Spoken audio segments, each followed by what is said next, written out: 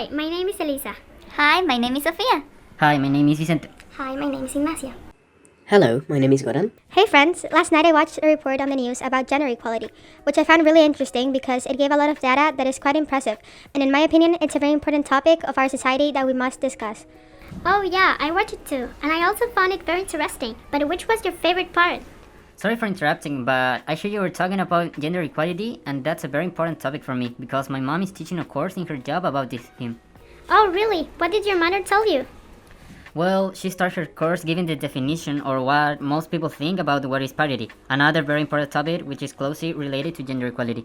And it is something like this. Parity, understood as a balanced participation of men and women in position of power and decision making in all aspects of life, is an important condition for gender equality. That's exactly what the report said, and emphasized that the parity is the basis for equality. Then the report talked about how the pandemic has further deepened the gender differences and how women have been affected socially and economically. They say that according to a global study, women reported higher unemployment than men. 26% of women versus 20% of men. Oh yeah, I remember. I was impressed that during the first months of the pandemic in Australia, over 800,000 people lost their jobs, 54% of them being women. A similar thing happened in the United States and a lot of other countries too. Yes, that's true. I saw that Latin American and the Caribbean are the regions with higher inequality during COVID-19 pandemic. Wow, amazing. Even as the years go by, the differences are still the same.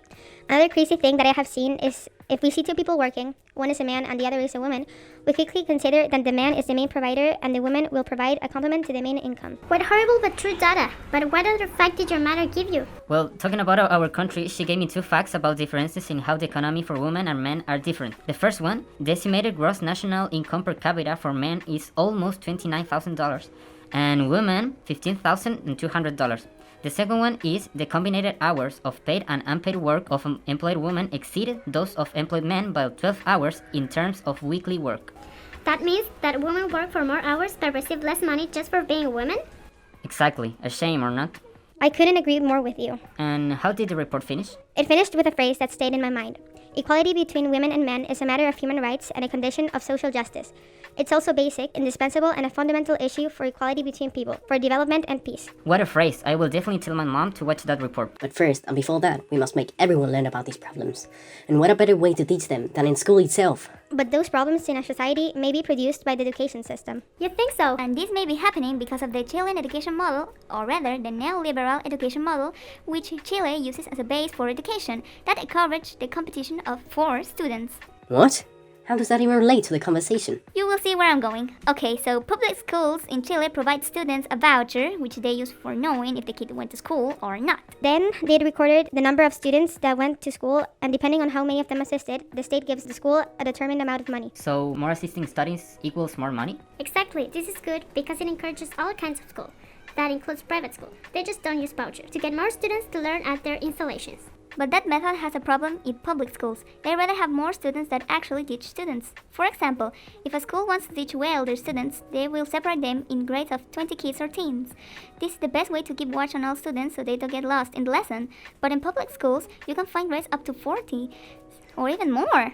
No way! That's literally the double! And as you can imagine, not all students get to learn things properly because they get distracted. They keep talking, making too much noise, etc. But this doesn't happen at private schools. They have things more controlled and have more resources to contract teachers, buy tools, and to build more classrooms, for example, and other things. Sadly, even if private schools have a lot of that for a proper education, not everyone can enroll their children there. And if we are right about the quote, education can give you a new perspective and help you formulate your own opinions, plus the fact that knowing lots of things opens your doors. A poor education gives you bad conditions for living. Oh yes, that. Exactly what you just said. In South Sudan, something similar happens. It's the country with the worst education in the world. Kids that are not in schools, which is more than 70% of children there, live in pastoral communities, moving with the livestock, which means that they are really busy to attend school. Just imagine not being able to do math or read properly. Life would be complicated. Wow.